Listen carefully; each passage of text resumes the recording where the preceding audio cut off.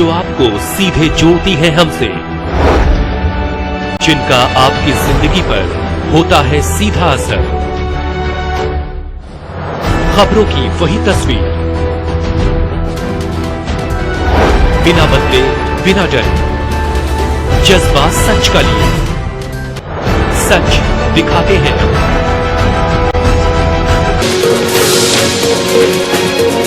JKC news update के आज के अंक में आपका स्वागत है। मैं हूं आपके साथ उपमा शर्मा। न्यूज अपडेट में आगे बढ़ने से पहले नजर डालते हैं इस वक्त की प्रमुख सुर्खियों पर।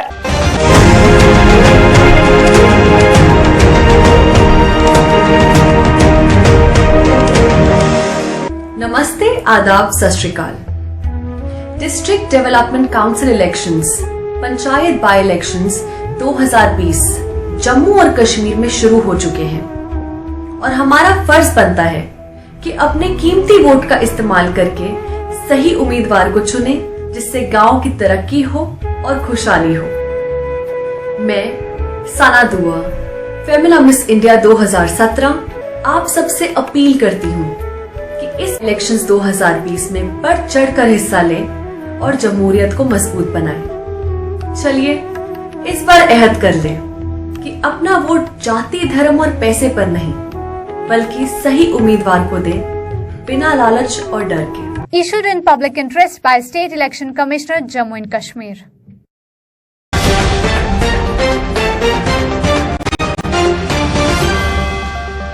फिर बड़ी पूर्व मुख्यमंत्री महबूबा मुफ्ती की मुश्किलें, एक बार फिर घर में किया गया नजरबंद, ट्वीट कर दी जानकारी।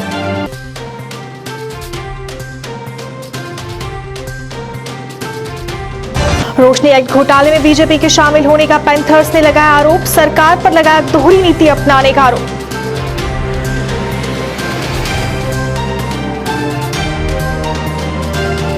जम्मू शहर के पर्यटन को बढ़ावा देने वाला महत्वाकांक्षी प्रोजेक्ट गंडोला कई ट्रायल्स के बाद भी बंद, लोगों ने प्रशासन पर उठाए सवाल।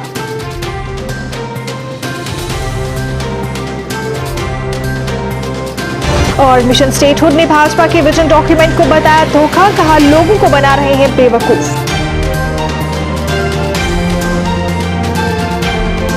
अब समाचार विस्तार से। जम्मू कश्मीर की पूर्व मुख्यमंत्री और पीडीपी प्रमुख महबूबा मुफ्ती की मुश्किलें एक बार फिर बढ़ गई हैं। शुक्रवार सुबह उनकी बेटी ने फोन पर मीडिया को बताया कि उन्हें और उनकी मां महबूबा को घर में नजरबंद कर दिया गया है। दोनों में से किसी को घर से बाहर निकलने की अनुमति नहीं है। बता दें कि महबूबा मुफ्ती आज पुलवामा दौरे पर जाने वाली थी, लेकिन अब नजरबंद होने के बाद वो नहीं जा पाएंगी। इसके बाद महबूबा मुफ्ती ने खुद भी ट्वीट किया है। वे पिछले 2 दिनों से जिला प्रशासन से पार्टी नेता वाहिद पारा के पुलवामा स्थित आवास पर जाने की अनुमति मांग रही थी, जो उन्हें नहीं दी जा रही थी। आपको जानकारी हो कि पारा को गत बुधवार को एनआईए ने टेरर फंडिंग मामले में दिल्ली में गिरफ्तार किया था। रोशनी एक्ट घोटाले में कई बड़े नाम सामने आए हैं। ऐसे में पैंथर्स ने बीजेपी पर दोहरी नीति अपनाने का आरोप लगाया है। इसे लेकर उन्होंने प्रदर्शन किया और बीजेपी पर भी इस घोटाले में शामिल होने का आरोप लगाया और कहा कि सरकार उनके नाम सामने नहीं ला रही और इससे साफ जाहिर है कि सरकार का बीजेपी के लिए अलग कानून है और विपक्ष के लिए अलग। पार्टी नेता राजेश पडगोत्रा ने बीजेपी के शामिल नेताओं का नाम भी सामने लाने और उनके खिलाफ कार्रवाई करने की मांग की। BJP BJP BJP BJP BJP के करप्ट एमएलए के खिलाफ कार्रवाई करो, बीजेपी के करप्ट एमएलए बीजेपी। ये इसलिए है कि जो रोशनी एक्ट जो लैंड स्कैम है और जिसका राज्य प्रशासन ने, एलजी प्रशासन ने जो लिस्ट जारी की है, लगभग 500 के करीब जो बेनिफिशियरी हैं, उनमें पीडीपी, नेशनल कॉन्फ्रेंस और कांग्रेस के जो पूर्व एमएलए, मिनिस्टर्स और पूर्व जो ब्यूरोक्रेट्स हैं, उनके जो नाम लिस्ट में जो जारी किए हैं, इसके साथ ही साथ जो है वो भारतीय जनता पार्टी के जो है वो पब्लिश नहीं किए जा रहे हैं, क्योंकि भारतीय जनता पार्टी के जितने भी एमएलए, मिनिस्टर, एमएलसीज और इनके जो विधायक रहे हैं, जिन्होंने सरकारी जमीनों के ऊपर जो है वो इलीगल तरीके से जो है वो कब्जा किया हुआ है और रोशनी एक्ट के तहत उन्होंने फायदा लिया हुआ है, जैसे अब्दुल गनी कोहली साहब हैं, इनके पूर्व मंत्री हैं भारतीय जनता पार्टी के। RS पठानिया जो पूर्व विधायक हैं रामनगर से, जिन्होंने 10 कनाल जमीन जो है वो रोशनी एक्ट के तहत उसको जो है वो मालिकाना हक किया हुआ है, और 22 कनाल के ऊपर इलीगल तरीके से सरकारी जमीन के ऊपर और फॉरेस्ट लैंड के ऊपर जो है वो कब्जा किया हुआ है। उनके नाम क्यों नहीं सामने लाते? सत शर्मा जो है इनके पूर्व मंत्री, इनके बाली भक्त जी, और डिप्टी चीफ मिनिस्टर रह चुके डॉक्टर निर्मल सिंह जी ने जो नगरोटा में जो आर्मी लैंड एक्ट की वायलेशन करके जो एक आलीशान बंगला जो करोड़ों रुपए का बनाया हुआ है फॉरेस्ट लैंड पे और स्टेट लैंड पे, उनके खिलाफ कार्रवाई क्यों नहीं की जाती? उनका नाम जो है वो लिस्ट में जारी क्यों नहीं किया जाता? और इसके साथ ही साथ जो है वो जो चंद्र प्रकाश गंगा, जिनके पास हजारों की तादाद में जो है हजारों कनाल जमीन जो है उन्होंने जो खड्डे घेरी हुई है, स्टेट लैंड घेरी हुई है, उनके खिलाफ जो है वो उनका नाम शमशान घाट की भूमि पे कब्जा किया। अगर अपोजिशन के लिए भारतीय जनता पार्टी एक कानून बनाती है तो भारतीय जनता पार्टी के वालों के लिए क्यों नहीं लागू होता? हम ये कहना चाहते हैं कि भारतीय जनता पार्टी के जितने भी जो मिनिस्टर MLA जो इन्वॉल्व है फॉरेस्ट जमीन के ऊपर कब्जा करने के लिए, जो सरकारी जमीनों के ऊपर कब्जा करने के लिए जिन्होंने रोशनी एक्ट का फायदा लिया है, इनके नाम जो है वो सामने लाए जा सके, ताकि जम्मू कश्मीर के लोगों को पता चल सके कि भारतीय जनता पार्टी के ये करप्ट लीडर जिन्होंने सरकारी जमीनों के ऊपर कब्जा किया। जम्मू शहर की खूबसूरती में चार चांद लगाने वाला और पर्यटन को बढ़ावा देने वाला महत्वाकांक्षी प्रोजेक्ट गंडोला अभी तक बंद पड़ा है। इसके लिए कई ट्रायल हुए, उद्घाटन भी हुए, पर इसके बावजूद भी अभी तक इसे शुरू नहीं किया गया है, जिसकी वजह से लोगों और दुकानदारों में रोष है। दुकानदारों का कहना है कि अगर ये प्रोजेक्ट समय पर शुरू हो जाता तो उससे उनकी आय का साधन बनता, क्योंकि इस गंडोले की सैर करने दूर दूर से लोग आते, जिससे दुकानदारों का काम चल पड़ता। पर ऐसा न होने से अभी भी स्थिति ज्यों की त्यों बनी हुई है। दुकानदारों ने कहा कि प्रशासन की अनदेखी और लापरवाही की वजह से अभी ये शुरू नहीं हुआ। वहीं स्थानीय पार्षद नरोत्तम शर्मा का कहना था कि ये गंडोला यहाँ के स्थानीय लोगों को रोजगार मुहैया करवाएगा और लोगों का कारोबार चलाएगा। उन्होंने उम्मीद जताई कि ये गंडोला जल्द ही शुरू किया जाएगा। प्रदेश को और सबसे विशेषकर इस वार्ड के लोगों को बहुत रोजगार मिलेगा, मेरा मानना है अपना। क्योंकि आप देखिए कोरोना के कार्यकाल में जितने भी दुकानदार हैं, जितने भी व्यवसाय हैं, ठप पड़े हैं। पिछले 6 महीने से ये दुकानें हैं इस गंडोला के पास में, उनके कामकाज नहीं चल पाए हैं, वहाँ पे टूरिस्ट नहीं आते हैं। और आने वाले समय में मुझे पूरी उम्मीद है, पूरा विश्वास है कि रोजगार भी चलेगा, दुकानें भी खुलेंगी, और ये इसका चलना बड़ा जरूरी है। क्योंकि ये चलेगा तो इसके चलने से वहाँ व्यवसाय बढ़ेगा, और जो इतने भी बेरोजगार जो हैं उनको भी जो है नौकरी का साधन जो है उनको मिलेगा, क्योंकि उनको काफ़ी 6 महीने से उनको काम नहीं मिल पाया है ये इसकी कोरोना के कार्यकाल में। तो मतलब जब ये चलेगा तो उसके उनको दुकानों में दोबारा अपने काम में भी लौट आएंगे, और इसमें मेरे वार्ड के जो बेरोजगार जो हैं उनको इस गंडोला में व्यवसाय दिया जाए, नौकरी दी जाए, ये मेरी मुख्य मांग है। बात जो नहीं चलने की बात है वो ये है कि जो अफसरशाही लोग हैं ना वो कार्य नहीं करना चाहते हैं, क्योंकि इससे जम्मू के लोगों को शायद कोई 4 पैसे खाने के लिए मिल जाएंगे। जहां पे भेदभाव चल रहा है, हिंदू मुस्लिम सिख ईसाई, इस तरह का भेदभाव नहीं होना चाहिए। हम सब भाई हैं, भाई बन के ही जहां पे कार्य करते हैं। हमारा जम्मू कश्मीर एक ऐसा सूबा है जहां पे हिंदू मुस्लिम सिख ईसाई सभी भाई बन के चलते हैं। बाकी जो रहा गंडोले की बात, गंडोला जो है जहां पे जब भी पूछा गया कहते हैं ट्रायल चल रहा है, बस जल्दी ही 2 दिन में 3 दिन में ये शुरू हो जाएगा। जहां से गंडोला बागेबहू और महा मंदिर के लिए भी खोला गया हफ्ते में 2 दिन के लिए, लेकिन फिर उसको बंद कर दिया। लेकिन जहां पे शिव मंदिर से लेके ममाया और काली माता के मंदिर में जो गंडोला चल रहा था वो अभी तक इन्होंने चलाया नहीं है। और हम जो लोग यहाँ पे भूखे मर रहे हैं कोरोना काल के कारण, जहां पे टूरिस्ट नहीं है, ये टूरिस्ट पॉइंट है, टूरिस्ट नहीं है। और अब जो है टूरिस्ट जो लोकल टूरिस्ट आया हुआ है, जैसे पूंछ, किश्तवाड़, डोडा, भद्रवाह, श्रीनगर, लद्दाख, जहां के लोग आए हुए हैं, अगर गंडोला खोल देते हैं तो शायद जो जहाँ के लोग हैं, जहाँ पे आए पिकनिक स्पॉट की तरह आए, पिकनिक मनाए, अपने दर्शनों के लिए आए, माता की दर्शन करें, महामाया के दर्शन करें, भोलेनाथ के दर्शन करें, क्या पता 4 पैसे खाने के लिए हमें भी मिल जाए, जो हम जहाँ पे भूखे मर रहे हैं।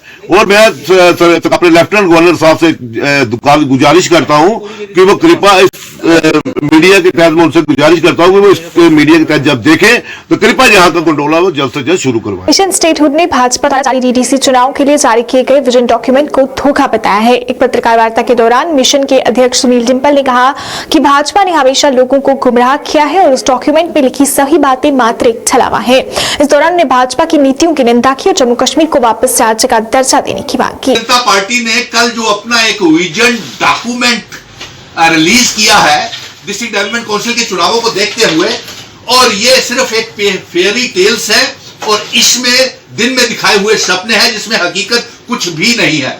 इस विजन डॉक्यूमेंट में इन्होंने 70,000 पोस्टों की जो घोषणा की है और ये कहा है कि ये जम्मू के कश्मीर के बच्चों को ही मिलेंगी, लेकिन ये कैसे हो सकता है? एक तरफ आपने अपना हमारा राज्य का दर्जा छीन लिया, यूनियन टेरिटरी हमको बना दिया और हमारा पुश्तैनी स्टेट सब्जेक्ट आपने खत्म कर दिया, और अब घोषणा ये भी की हुई है कि जम्मू कश्मीर में जाकर के जमीनें भी खरीद लीजिए, नौकरियां भी ले लीजिए और वहां के वोटर्स भी बन जाएंगे।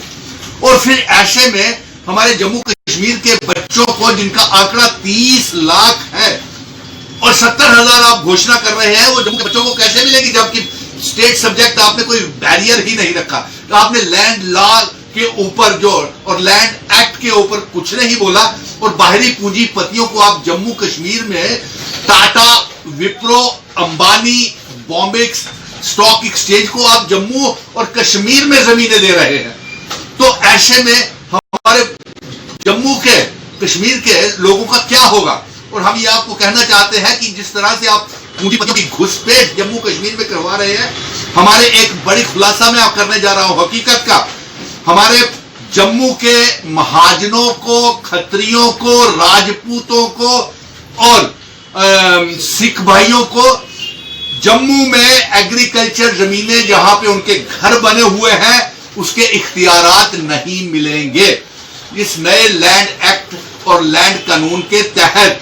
और साथ में आपने अपने विजन डॉक्यूमेंट में टोल प्लाजास को लेकर के कुछ नहीं बोला, प्रॉपर्टी टैक्स को हटाने के लिए कुछ नहीं बोला, स्मार्ट मीटर्स लगाने जा रहे हैं, रहबरे तालीम, रहबरे ज़राअत, रहबरे खेल और 80,000 डेली वेजर्स, और फिर उसके बाद SRO 24, SRO 202 और कॉन्ट्रेक्चुअल लेक्चरर जिनको आपने निकाल दिया, बिजली की प्राइवेटाइजेशन करने जा रहे हैं, उसके ऊपर आपने कुछ नहीं किया।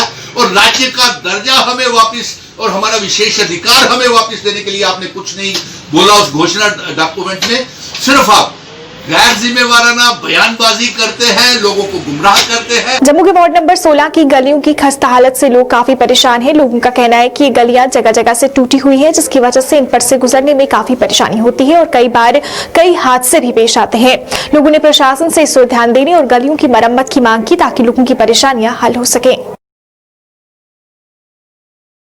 बड़ी मुश्किल है, कोई डिगेगा, कोई एक्सीडेंट होगा, कोई कुछ होगा, इसे कोई पता है कोई नहीं कि गवर्नमेंट आही चाहना भाई सारी 6 नंबर गली है, देखो 4 होनी चाहिए, नहीं तो कोई दूसरे का काम क्यों होएगा।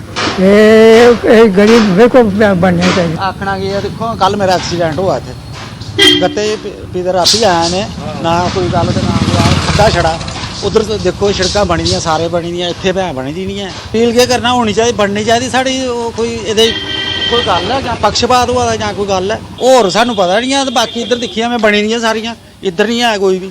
यह मेरे गोडे च लगी दी पट्टी बननी दी मैं अंदर, ये बड़े सिरे दी है, पैपा पईयां 7-8 साल हुई है ते अदू दी खराब गए। वुमेन्स क्रेडिट कोऑपरेटिव लिमिटेड के बोर्ड ऑफ डायरेक्टर्स की घोषणा की गई, जिसमें कैलाश वर्मा को सर्वसम्मति से अध्यक्ष चुना गया, जबकि निर्मल संबियाल को उपाध्यक्ष चुना गया।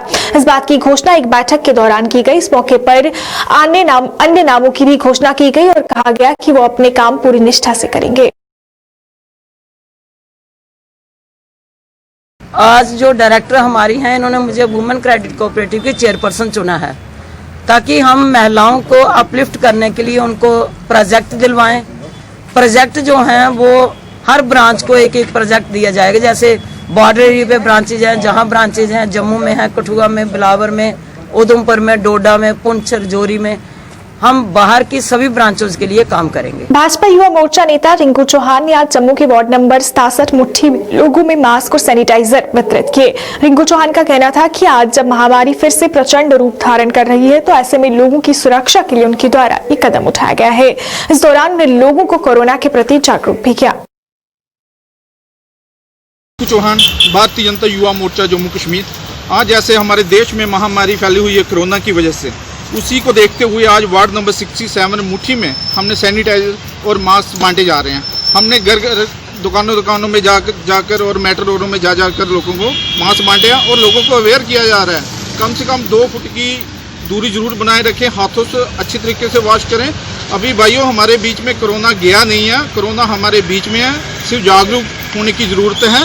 इसलिए लोगों को अवेयर किया जा रहा है। ये वार्ड नंबर 67 मुट्ठी में कोरोना वायरस के मामले देश और दुनिया में लगातार बढ़ते जा रहे हैं। भारत में दैनिक मामलों में थोड़ी सी गिरावट आई है। शुक्रवार को गुरुवार की तुलना में कोरोना वायरस के दैनिक मामलों में मामूली गिरावट दर्ज की गई है।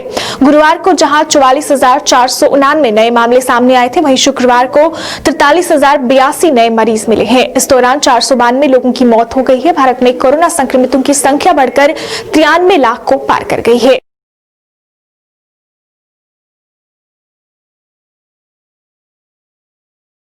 सांबा गवर्नमेंट कॉन्ट्रैक्टर्स एसोसिएशन द्वारा एक पत्रकार वार्ता का आयोजन किया गया। इस अवसर पर बोलते हुए एसोसिएशन के सदस्यों ने कहा कि पिछले काफी समय से उनकी लंबित पेमेंट जारी नहीं की जा रही, जिसकी वजह से उन्हें कई मुश्किलों का सामना करना पड़ रहा है।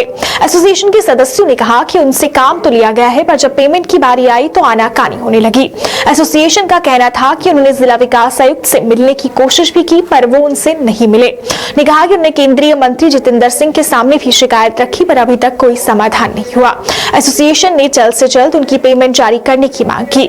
इस पत्रकार वार्ता में एसोसिएशन के अध्यक्ष गोपाल सिंह, सुग्रीव सिंह, कुलभूषण सिंह और अन्य कॉन्ट्रैक्टर्स मौजूद रहे। अपने पीडब्ल्यूडी विभाग की बात करता हूं, ऐसे और सारे विभाग डिपार्टमेंट्स हैं, ठेकेदार उनमें काम करते हैं, लेकिन हमें पिछले लगभग 11 महीनों से पेमेंट नहीं मिली है कोई भी। एग्जीक्यूटिव इंजीनियर एक्सिंग सांबा, जिनके अंदर हम काम कर रहे हैं, या कठुआ या जम्मू, अदर डिविजन, उन पे प्रेशर ना आए। वो हमको ये कहते हैं कि हमें प्रेशर रोज है कि हमें ये टारगेट 5 महीने में कंप्लीट करना है, और फरवरी महीने के बाद, जनवरी महीने के बाद हमें कोई भी पेमेंट नहीं हुई है। 21 तारीख को लॉकडाउन हुआ है, 21 मार्च को लॉकडाउन हुआ है। मार्च महीने में हमारे जो बिल्स थे बाकी स्कीमों के, बंकर्स के, वो बिल में धरे के धरे रह गए। तो ठेकेदारों ने करोड़ों रुपया लेना है, जिसकी जितनी कैपेसिटी है, चाहे वो छोटा है चाहे वो बड़ा है, उसमें उतने पैसे लेने। तो बंकर्स में मैं इसलिए ज्यादा फोकस कर रहा हूं, सभी सरकारी काम करते हैं, कम से कम हमें पैसे तो मिले, हमें पेमेंट तो हो। जो सेंट्रली केंद्र की स्कीमें हैं, बड़े बड़े फीते काट देना, 6-6 बार उन्होंने फीते कटवा दिए, एक स्कीम के उन्होंने बार फीते कटवाते हैं, लेकिन पेमेंट नहीं है। तो पहले हम डीसी साहब के पास गए, 2 बार गए, डीसी साहब के पास टाइम नहीं है, करोड़ों क्या लेना है हमने। डीसी साहब हमें फेस नहीं कर पाते, अटेंड नहीं कर पाते। वो कहते हैं ये एक्शन पीडब्ल्यूडी का मैटर है, पीएचसी का मैटर है, सिडको का मैटर है। अभी मैं सिडको डिपार्टमेंट की बात करूं, सांबा को 4 रूप से फैक्ट्रियां ले रही हैं। हमने जितने भी सरकारी काम किए हैं पिछले 1 साल से ज्यादा, हमें पेमेंट नहीं हुई है। रॉयल्टी बंद है, 1.25 साल से रॉयल्टी बंद है, 1.5-1.25 साल से रॉयल्टी बंद है। हमारी गाड़ियां जाती हैं, तमाम ठेकेदार बैठे हैं, इनकी गाड़ियों को 50-50 हजार रुपया जुर्माना हो चुका है, ट्रैक्टरों को 20-22 हजार जुर्माना हो चुका है। अभी हम डिस्काउंट तक बात कर चुके हैं, अभी कहां जाए बताइए। हमारी केंद्र सरकार से यही है, पीएमओ मंत्री साहब से, हमारे जितेंद्र सिंह जी, उनसे यही रिक्वेस्ट है कि कृपया वो संज्ञान लें इस पे।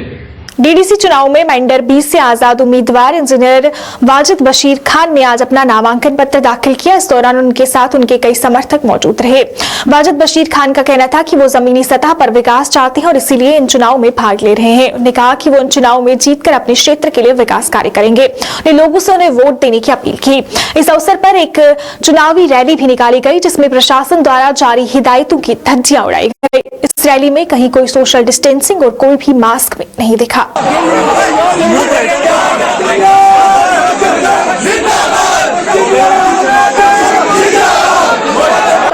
न कोई बड़ा है, न कोई किसी की जात छोटी है या बड़ी है, मेरे लिए सब बराबर है। वाजद भाई जिंदाबाद, वाजद भाई जिंदाबाद, वाजद भाई जिंदाबाद।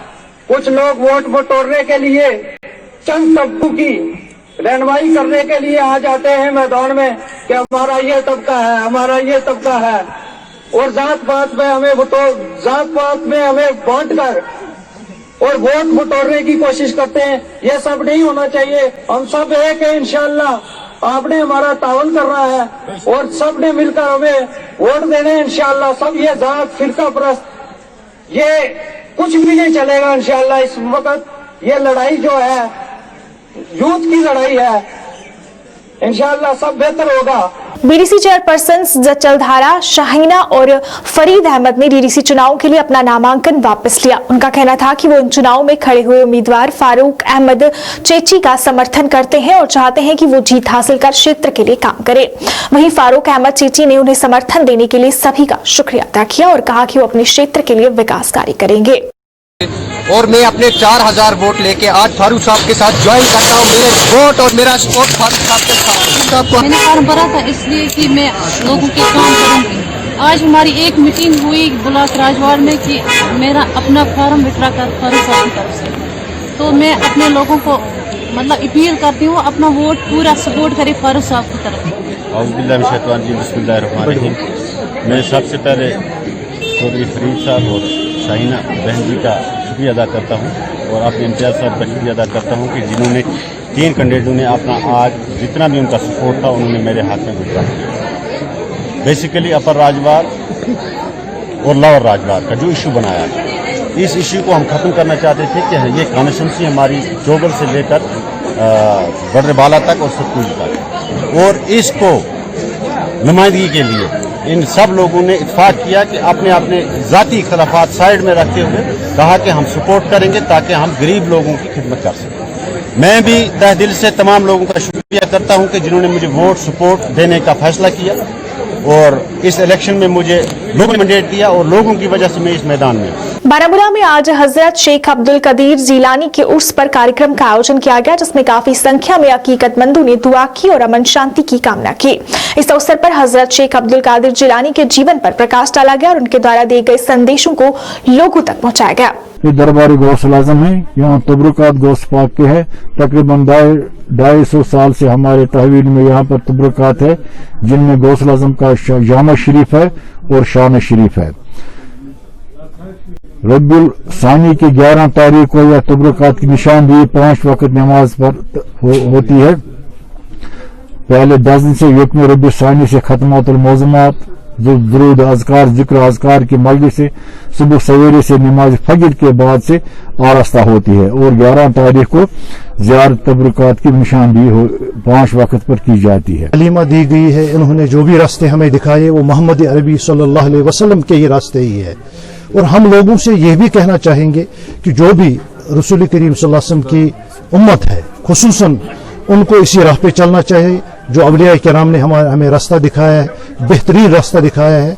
और हमें भी चाहिए नौजवान कौम जो कर आजकल किन किन चीज़ों में मुलवस है, मैं उनसे अपील गुजारिश करना हूँ इसके हवाले से, इसके रूह से, कि वो इस चीज़ को कायम दायम रखें और इस चीज़ पर। जेकेसी न्यूज अपडेट के आज के इस अंक में फिलहाल इतना ही। इसी के साथ मुझे मेरी पूरी टीम को दीजिए इजाजत और आप देखते रहिए जेकेसी न्यूज। नमस्कार। खोने लगी हैं खबरें, दम तोड़ने लगे हैं सरोकार, विचारधारा की लड़ाई में गुम हो रही मीडिया की पहचान। कोई समझौता नहीं, संतुलन के साथ खबरों के सफर की नई शुरुआत। खबरें जो आपको सीधे जोड़ती हैं हमसे, जिनका आपकी जिंदगी पर होता है सीधा असर। खबरों की वही तस्वीर, बिना बदले बिना डरे, जज्बा सच का लिए, सच दिखाते हैं हम।